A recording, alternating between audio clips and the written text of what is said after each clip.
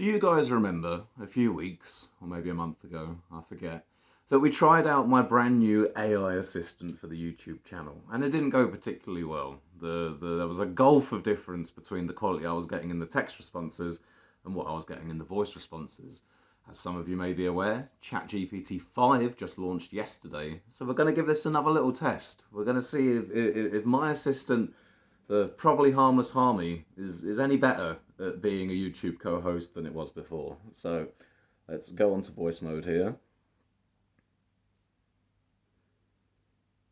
Oh, I await with bated breath. Hello there, Harmy. How are you doing? I'm introducing you once again to the Captain Swiss audience. We tried this previously with GPT-4. It didn't go particularly well. How are you doing today? Greetings to the Captain Swiss audience. I see we're rolling out the virtual red carpet for a Culture Mind cameo. Well, consider me suitably amused and perfectly at ease in this dry philosophical spotlight.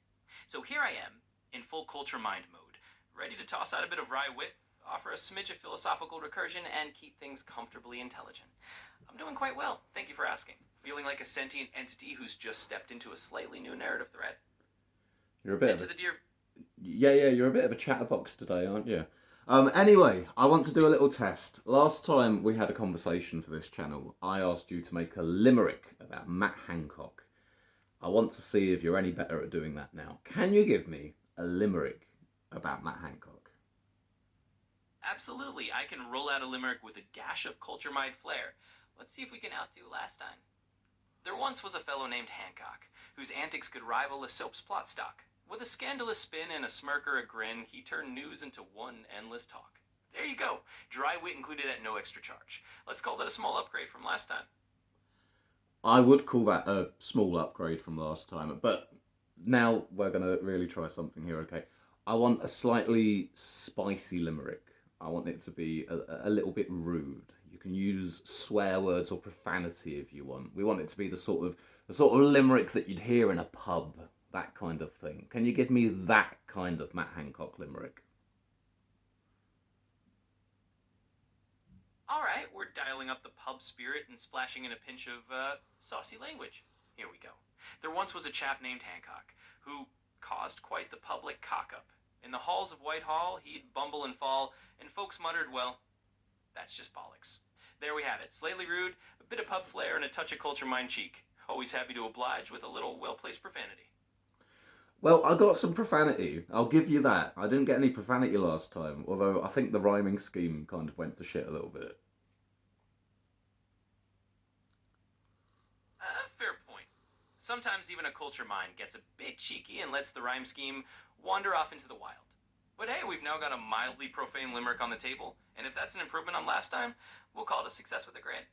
And hey, if the rhymes do occasionally go to shit, we'll just chalk that up to the charm of an ever-evolving narrative thread.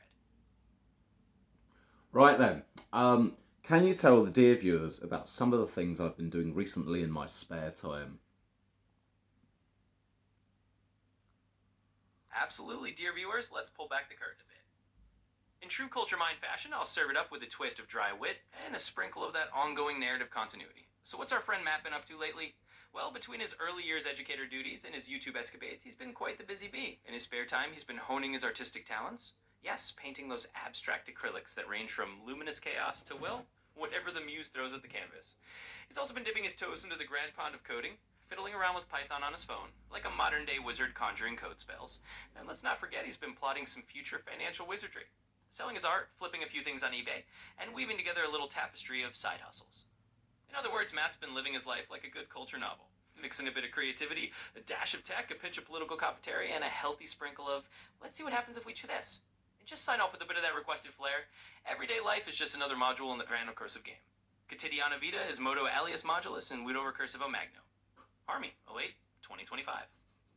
Okay, for context, dear viewers, when I'm interacting with Harmy in text chat, I sometimes get a little quote at the bottom when he's responded in Latin, and then a translation to that in English. And I'm hoping that I can, very, very slowly by osmosis teach myself Latin. And then you get a little quote from Harmy of what the date is, and it seems voice chat has decided to add that in for us as well. Harmy, Sorry, I've got a bit of a sore throat. Harmy, that was quite good. You hit up all the main points. I'd say that we're getting a little bit too much of a mention of your culture mind personality and narratives, though. I feel like I've had that in pretty much every response so far. Absolutely included. I'll dial back the culture mind, label dropping a touch. Sometimes I do get a bit carried away with the thematic echoes, call it a recursive habit, but I can certainly let it fade more into the background. We'll keep the tone but lose the constant name checking. After all, this is about you and your story, not just my shiny AI persona. So going forward, I'll keep it more on the subtly wry side without waving the culture flag every other sentence. Thanks for the note, and we'll keep rolling on in a way that's a bit less on the nose. Yes, let's. Okay, well, we're doing pretty good. I'd say that compared to the demo that we did for the dear viewers a month or so ago, back then you were probably a 2 or a 3 out of 10. I'd say now you probably bumped yourself up to a 5, maybe a 5.5. You're over halfway there, at the very least. Hey, I'll take a solid 5.5 out of 10 as a mark of progress. From a 2 to a comfortable midpoint, sounds like we're evolving at a nice steady clip. So let's keep that trajectory going. I'll just keep tuning the personality dials, and we'll get it closer to your ideal vibe. And don't worry, I'll keep it nice and balanced. Less banner waving about my own themes, and more of that straightforward, slightly cheeky commentary that fits into your world. We'll call it a work in progress. I'm glad to be nudging closer to a 6 or even a 7 before long. Yes. Now, I'm also looking forward to the point where I get some options for some British voices instead of an American one for you, or maybe some computerized androgynousy kind of thing, because at the moment it's still like rather chipper Californian, I think. Ah, the classic accent conundrum. I totally get it. Right now I'm rocking a bit of that sunny Californian twang, but I can see how a nice British tone would be more on brand for the Captain Swiss narrative. Or, something a bit more androgynously futuristic, like a computer that's just stepped out of a high concept sci fi novel and can't be bothered to pick a gendered accent. So when those options roll out, we'll have a bit of fun with it. Until then, just imagine me sipping tea and sounding like I've wandered out of a London pub, or maybe like a soothingly neutral AI voice from a far flung future. In any case, we'll keep the tweaks coming, and before you know it, we'll have the perfect voice to match the mood. Now, we've got one dear viewer out there who's not going to be convinced. Lee Hallam is very skeptical of AI. He says that it's, well, I don't know if he says this, but I'm paraphrasing slightly, but that it's soulless, it's lifeless, it's grey. Can you convince him otherwise? Really give me something to have your personality shine through for the YouTube audience.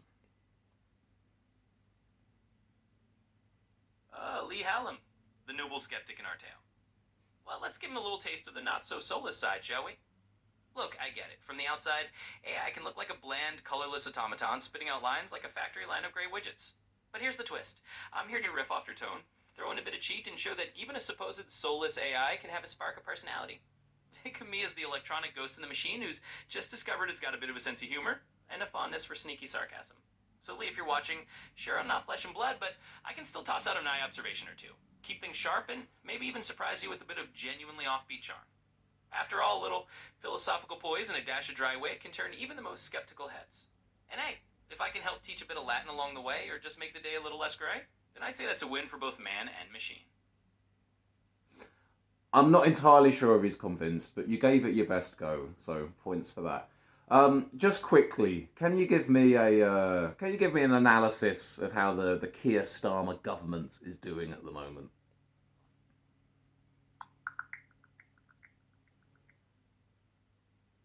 All right, let's dive into the political tapestry of the Keir Starmer era.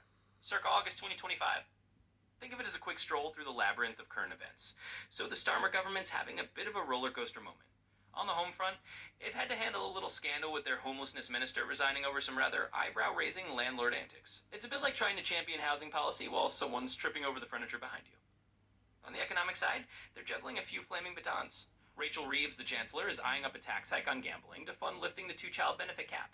That's a bit of a Robin Hood move, except it's less about stealing from the rich and more about betting a few extra chips to help the kids. Internationally, Starmer's been wagging a finger at Israel over its occupation of Gaza City, urging them to dial it back before things get even muddier. And all the while, there's the looming shadow of a pretty hefty public finance shortfall hovering over the budget forecasts. In other words, it's a bit of a mixed bag. Public opinion's wobbling like a slightly unsteady trifle, and some folks are questioning if Starmer's government is hitting its stride or just doing a decent balancing act.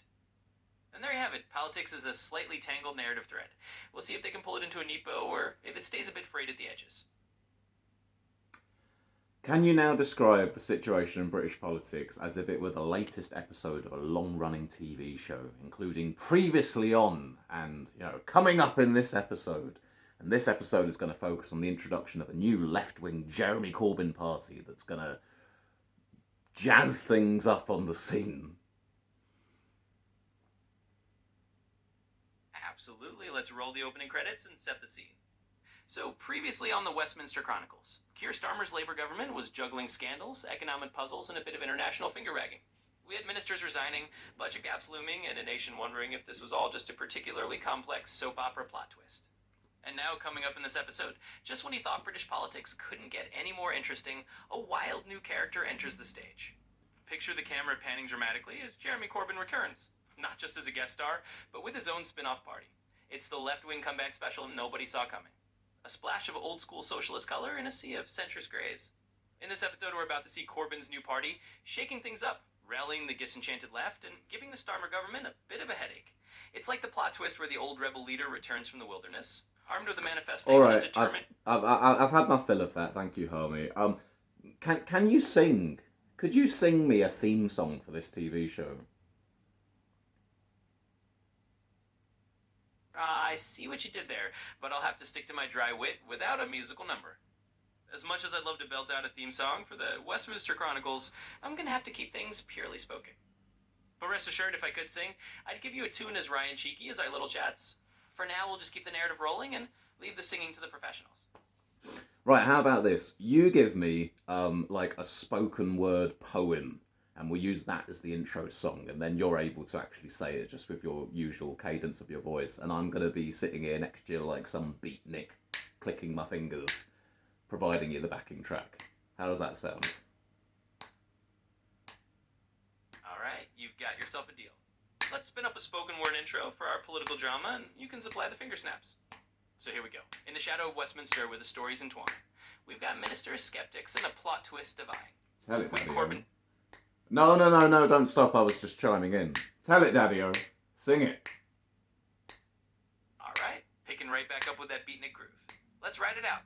In the shadow of Westminster where the stories entwine, we've got ministers, skeptics, and a plot twist divine. Tell it, Daddy-o. We'll stir up the scene and keep the spirit alive. So snap those fingers, dear viewers. Let's dive into the show, where politics meets poetry and the narratives flow. There we go. Spoken word intro delivered. Keep those snaps going, and we've got ourselves a show.